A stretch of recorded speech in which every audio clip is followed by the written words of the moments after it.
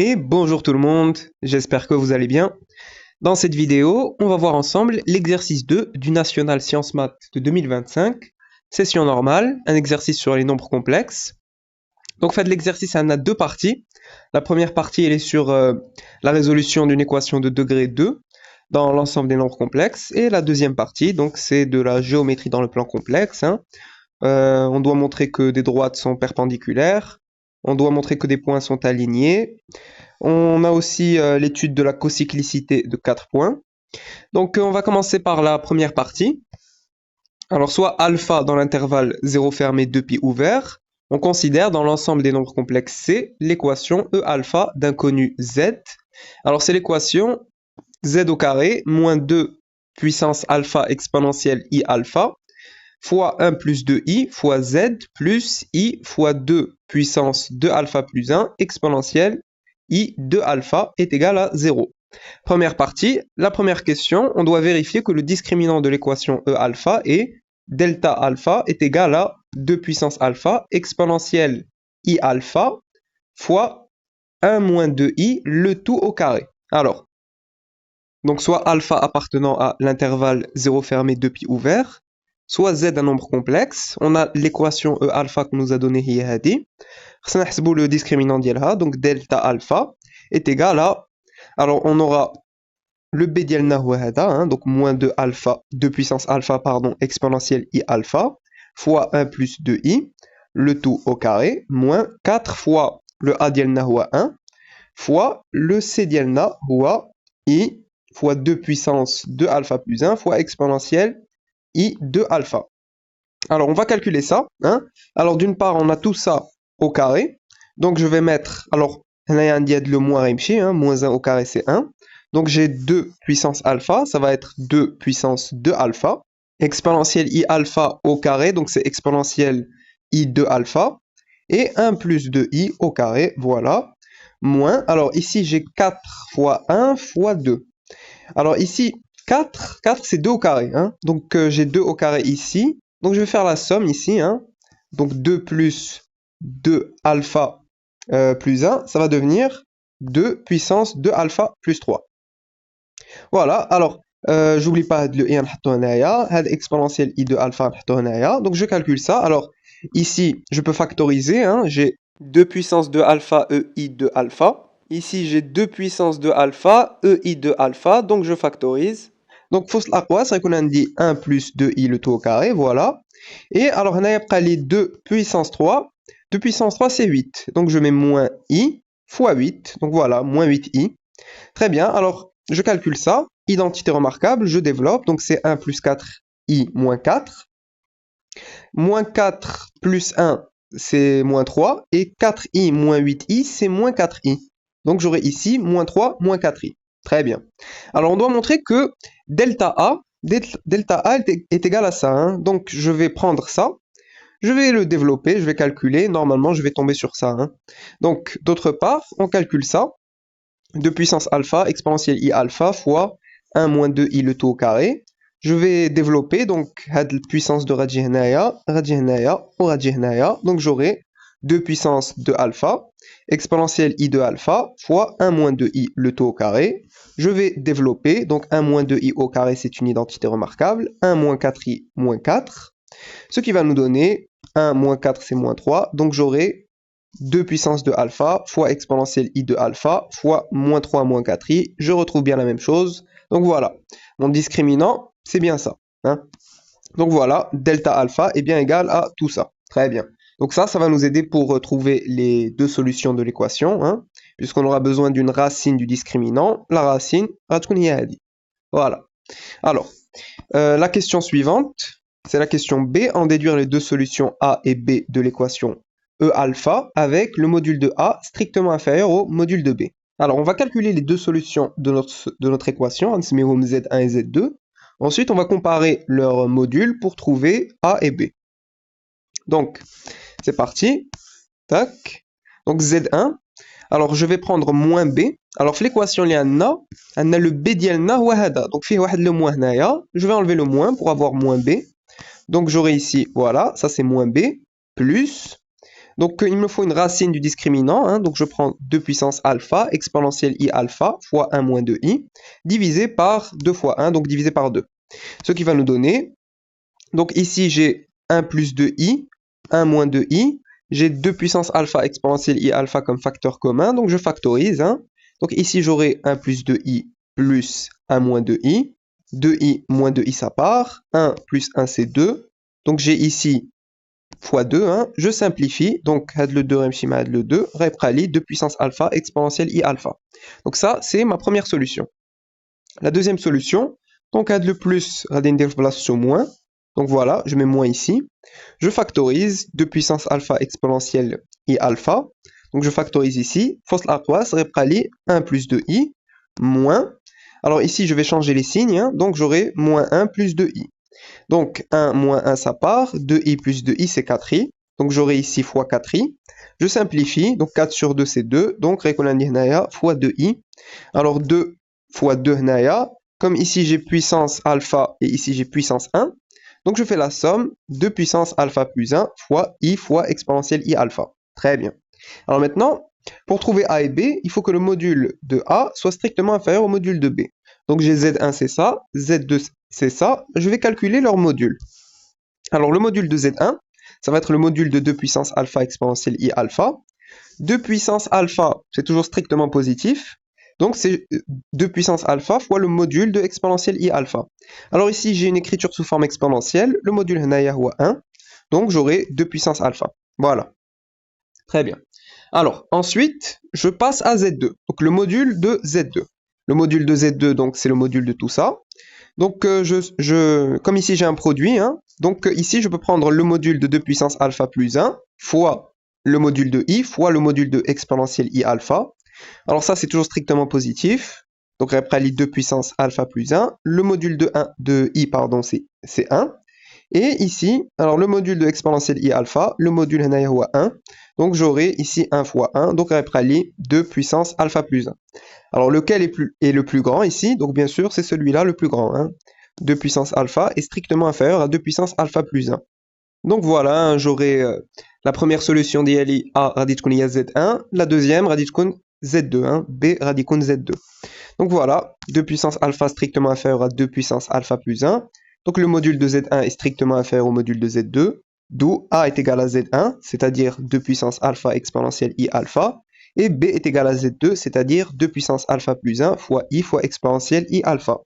Voilà, donc mon ensemble de solutions, wahada, 2 puissance alpha fois EI alpha, 2 puissance alpha plus 1 fois I fois EI alpha, tel que alpha appartient à l'intervalle 0 fermé, 2 pi ouvert. Très bien. Ensuite, question suivante, question 2, vérifier que B sur A est un imaginaire pur. Donc, on va calculer B sur A. Hein. Alors, on a B sur A, donc je remplace. B qulna c'est ça, tac. A qulna c'est ça, tac. Donc ici, j'aurai 2 puissance alpha plus 1 sur 2 puissance alpha, multiplié par I fois EI alpha sur EI alpha. Donc bien sûr, ici, j'ai EI alpha sur EI alpha, ça part. 2 puissance alpha plus 1 sur 2 puissance alpha. Je fais la soustraction de les puissances, donc alpha plus 1 moins alpha. Les alpha remcheu. Donc radi prana 2 puissance 1, donc c'est-à-dire 2. Hein. Donc B sur A est égal à 2I.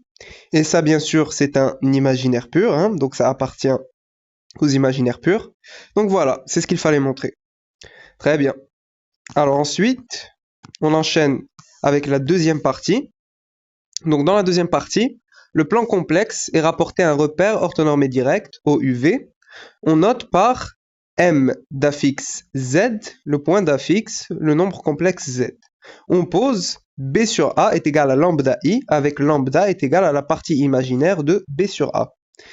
Alors, première question, on considère les points A d'affixe petit a, B d'affixe petit b et H d'affixe petit h, avec 1 sur H est égal à 1 sur A plus 1 sur B. Montrez que H sur B moins A est égal à moins lambda sur lambda au carré plus 1 fois I, puis en déduire que les droites OH et AB sont perpendiculaires. Donc on va calculer H sur B moins A. Avant ça, on va essayer de trouver H. Hein. Donc, tac, donc ça c'est bon. Donc partie 2, soit le point M d'affixe Z, on pose B sur A est égal à lambda I, avec lambda, c'est la partie imaginaire de B sur A. Donc soit les 3 points, avec 1 sur H est égal à 1 sur A plus 1 sur B. Donc on va partir de ça, et on va mettre au même dénominateur. Donc ici on aura B sur A fois B, plus A sur A fois B.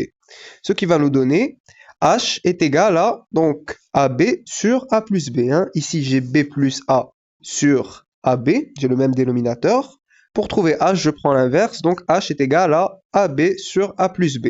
Très bien, donc là on a H. Alors, on a B sur A qui est égal à lambda I, ce qui signifie que B est égal à, je fais passer le A de l'autre côté, donc B est égal à A fois lambda I. Mzian. Donc maintenant, on calcule H sur B moins A, donc je remplace H par ça, donc AB sur A plus B, le tout divisé par B moins A. Le A plus B, donc j'aurai au dénominateur B plus A facteur de B moins A. C'est une identité remarquable, donc c'est B au carré moins A au carré. Maintenant, le B, je le remplace par A lambda I, donc j'aurai A au carré lambda I sur A lambda I au carré moins A au carré. Maintenant, je factorise par, ici j'ai A au carré, je factorise par A au carré au dénominateur. Donc, au dénominateur, on dit A au carré, facteur de lambda I au carré, moins 1. D'abord, A au carré sur A au carré, ça part. Donc, il y a lambda I sur moins lambda au carré, moins 1. I au carré, c'est moins 1, donc moins lambda au carré, moins 1.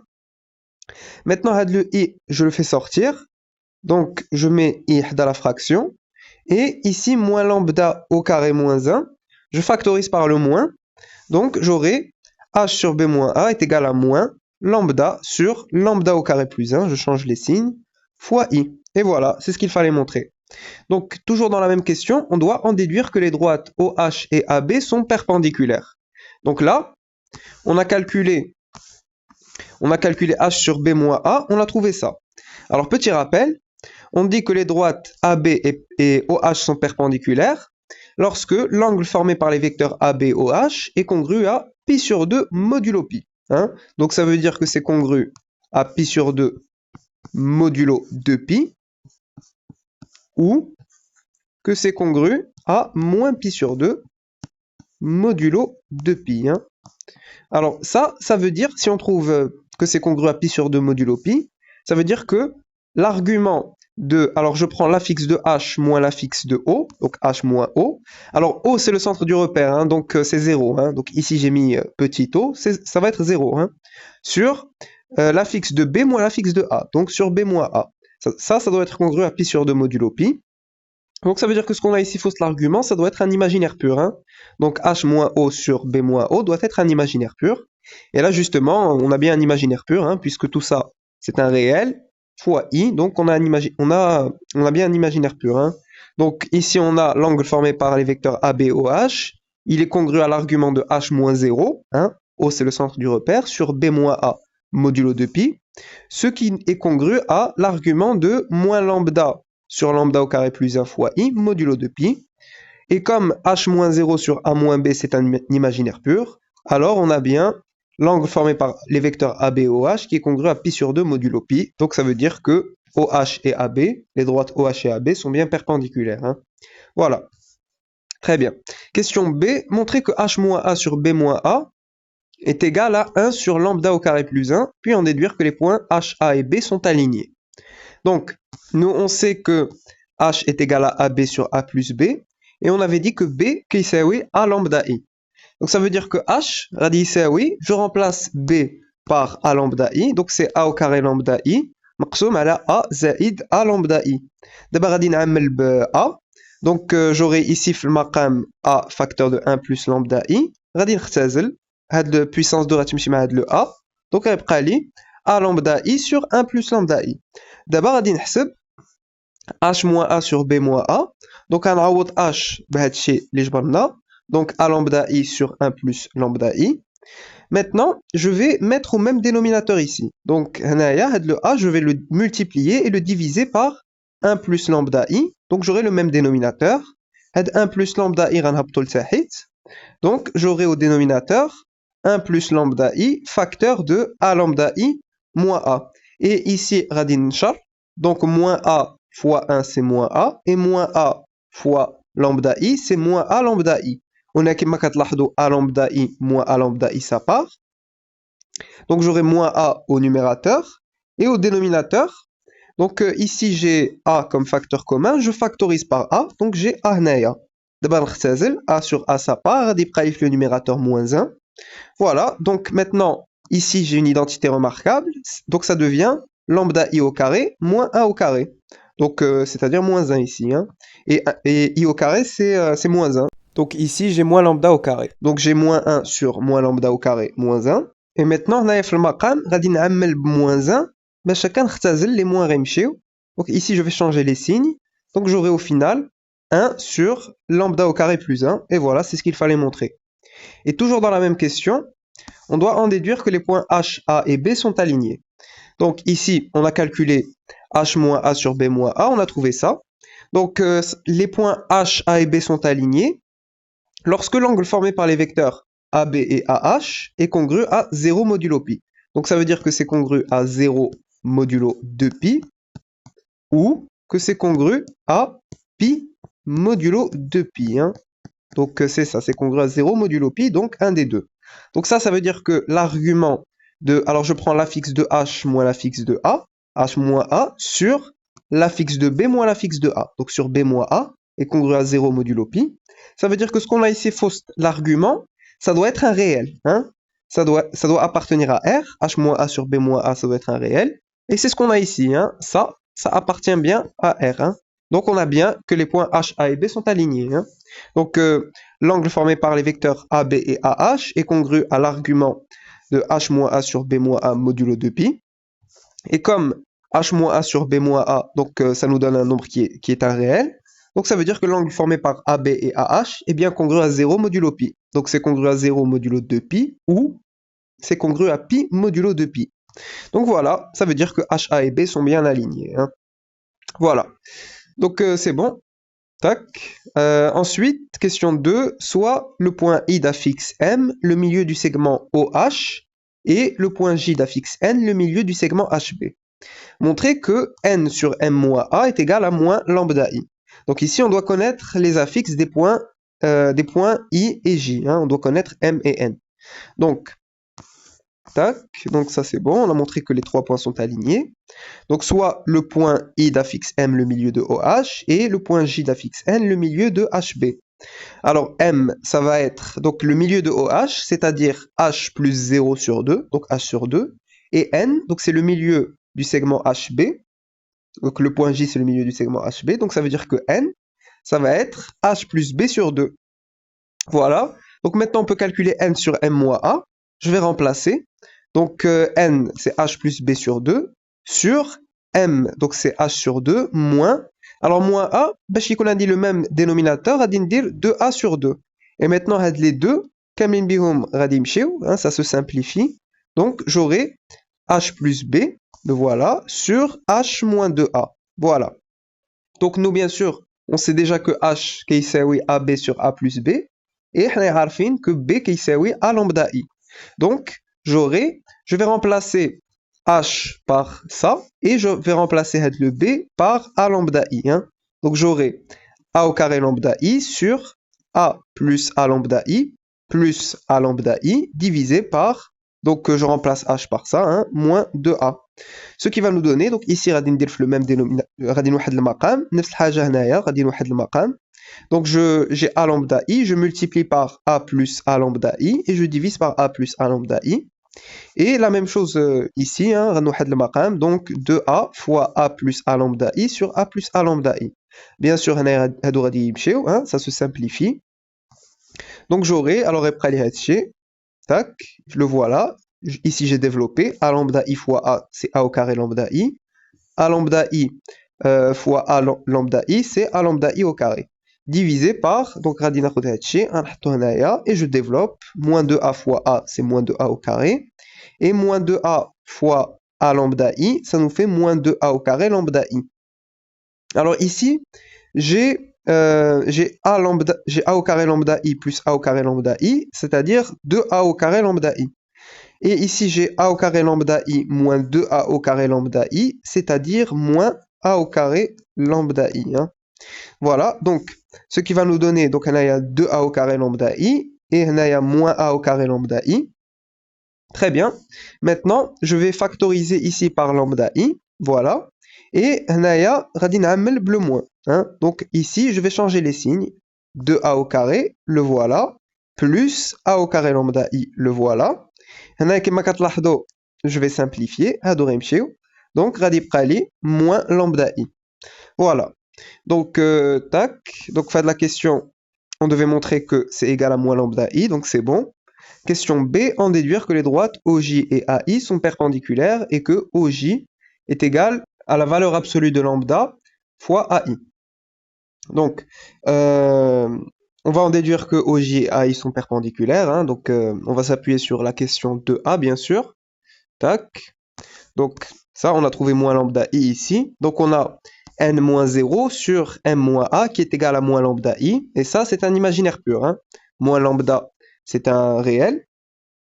Et donc ici, on a un imaginaire pur. Hein. Donc ça veut dire que l'angle formé par les vecteurs AI et OJ est congru à l'argument de donc l'affixe de J moins l'affixe de O, donc c'est n-0, sur l'affixe de I moins l'affixe de A, donc sur m-a, modulo de pi.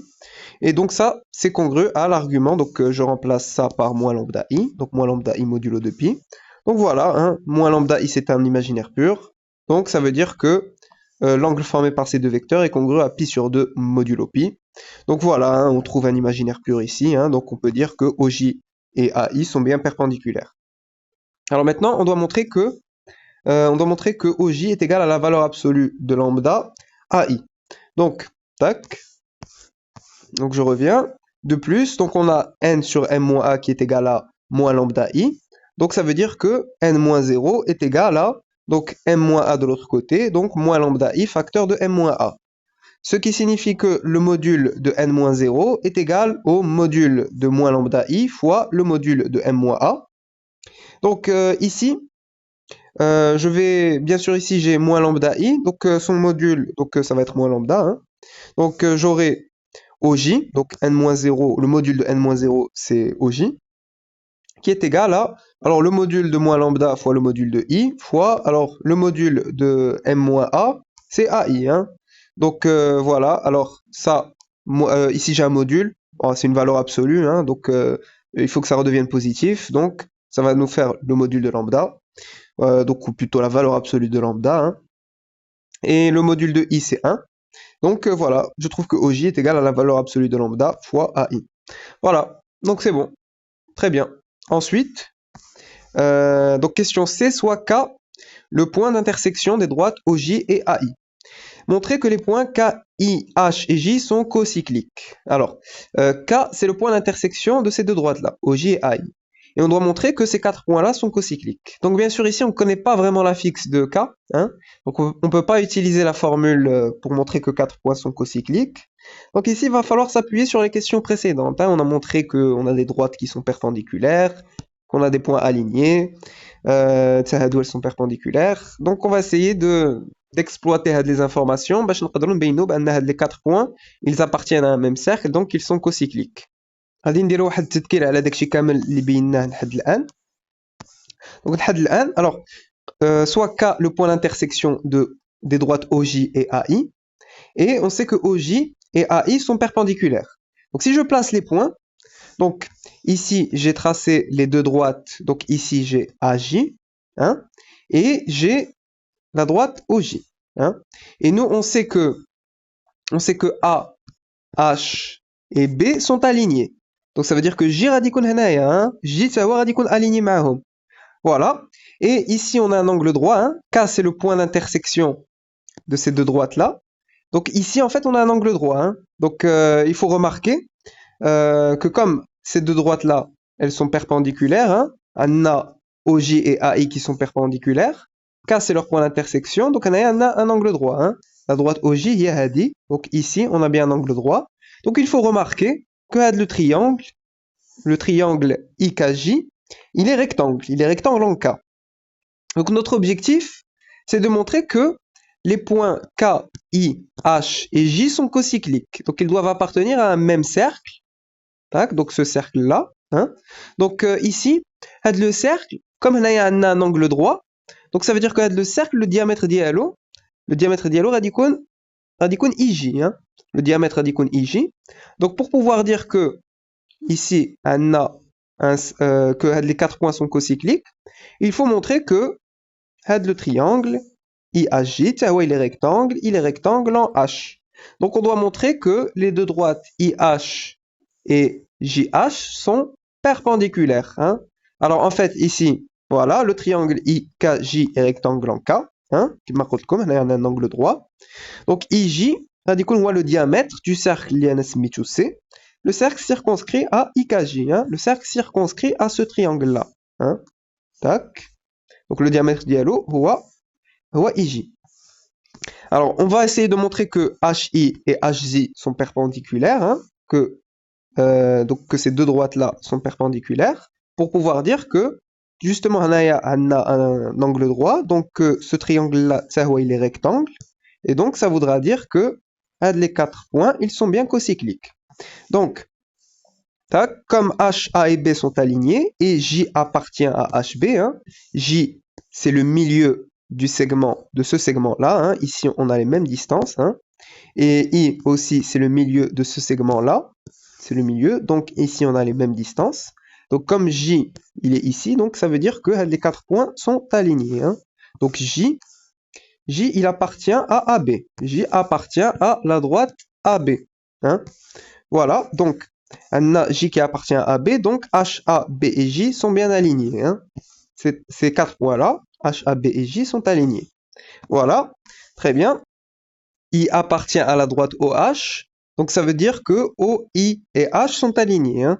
I, c'est le milieu du segment OH, donc I, il appartient à cette droite-là. Hein. Donc voilà, on a O, I et H qui sont alignés. Hein. O, I et H sont alignés. Voilà, parfait. Donc, je reprends de la figure, donc ici j'ai complété, hein. Donc ici j'ai tracé le cercle, voilà. Andi de la droite, IJ, donc IJ c'est le diamètre, hein. J c'est le milieu du segment, de ce segment-là, HB, donc ici j'ai les mêmes distances. Et ici j'ai I, c'est le milieu du segment OH. Donc ici j'ai les mêmes distances, hein. Et j'ai effectivement un triangle rectangle, hein. Il est rectangle en K. Très bien. Alors, on a donc OJ et AI qui sont perpendiculaires, et OH et AB qui sont perpendiculaires, ça, hein. OH, tac, et AB sont perpendiculaires. Voilà, donc, or les droites IJ et AB sont confondues, hein, bien sûr, HJ de la droite et la droite AB, donc c'est les mêmes droites, elles sont confondues, et IH et OH sont confondus, ça, hein. On dit IH et OH, elles sont confondues. Voilà, donc on a bien IH et JH qui sont perpendiculaires. Voilà, donc on a IH et JH qui sont perpendiculaires. Les deux droites, elles sont perpendiculaires, on a un angle droit. Donc ça veut dire que les deux droites, elles sont perpendiculaires. Donc on a bien un angle droit. Donc ça, c'est bien un triangle rectangle.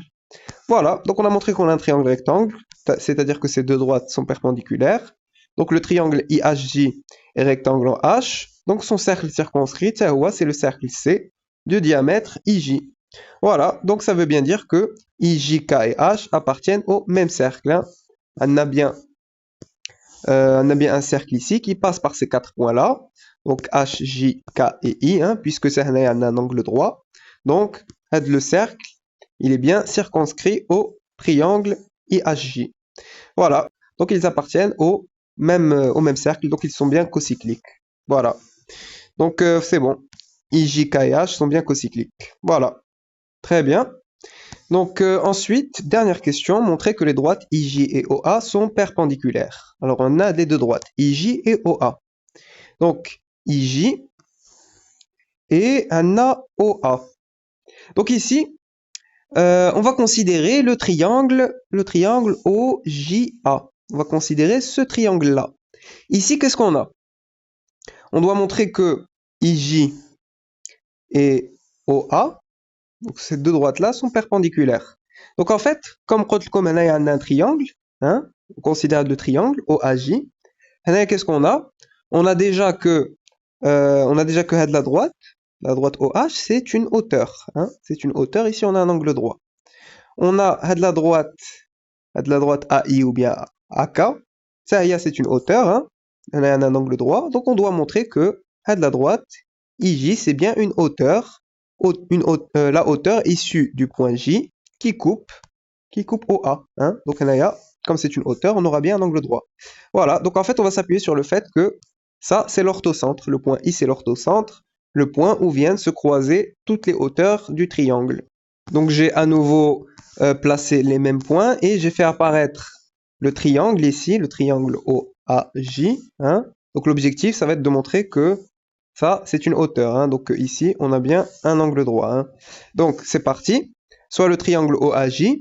On sait que OH et AB sont perpendiculaires. Donc, on sait que OH et AB sont perpendiculaires. On a un angle droit. Comme AJ, H et B sont alignés, alors AJ et AB sont confondus, hein. On a AJ et AB qui sont confondus, hein. Elles sont confondues, d'où OH et AJ sont bien perpendiculaires, hein. On a OH et AJ qui sont perpendiculaires, hein. Nous, ce qui nous intéresse, c'est ça, AJ et OH. Elles sont bien perpendiculaires, donc ça, c'est bien une hauteur, hein. Donc OH est une hauteur issue de O qui coupe AJ, hein. Elle est issue de O et elle coupe le côté AJ. Voilà. Donc là, on a une première hauteur. Ensuite, on a AI et OJ qui sont perpendiculaires. AI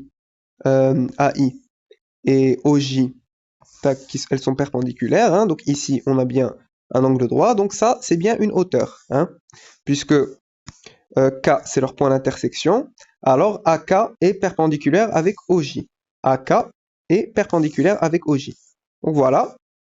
Donc on a bien une hauteur. AK, c'est une hauteur issue de A qui coupe le côté OJ. Donc voilà, on a I qui appartient à AK et I qui appartient à OH, d'où I, c'est l'orthocentre, hein. Et on a besoin que de deux hauteurs pour pouvoir dire que I, c'est l'orthocentre. Donc I, c'est bien l'orthocentre, d'où la troisième hauteur est issue, donc j'ai mis deux fois et, pardon. Donc la troisième hauteur, elle est issue de J et elle passe par I et elle coupe OA, hein. La troisième hauteur, elle est issue de J, elle doit passer par l'orthocentre, c'est IA, et elle va couper OA, donc en formant un angle droit, puisque c'est une hauteur. Voilà, donc on a la troisième hauteur, elle est issue de J, elle passe par I et elle coupe OA. Voilà, donc on a bien IJ et OA qui sont perpendiculaires, hein. Voilà, donc on a montré que ça c'est une hauteur, donc on a bien un angle droit. Donc ces deux droites-là, elles sont bien perpendiculaires. Voilà, donc on a terminé cet exercice sur les nombres complexes, un exercice très intéressant. Donc j'espère que cette vidéo vous a plu. N'hésitez pas à mettre vos remarques et vos suggestions en commentaire. N'oubliez pas de liker et de partager la vidéo, et à très bientôt.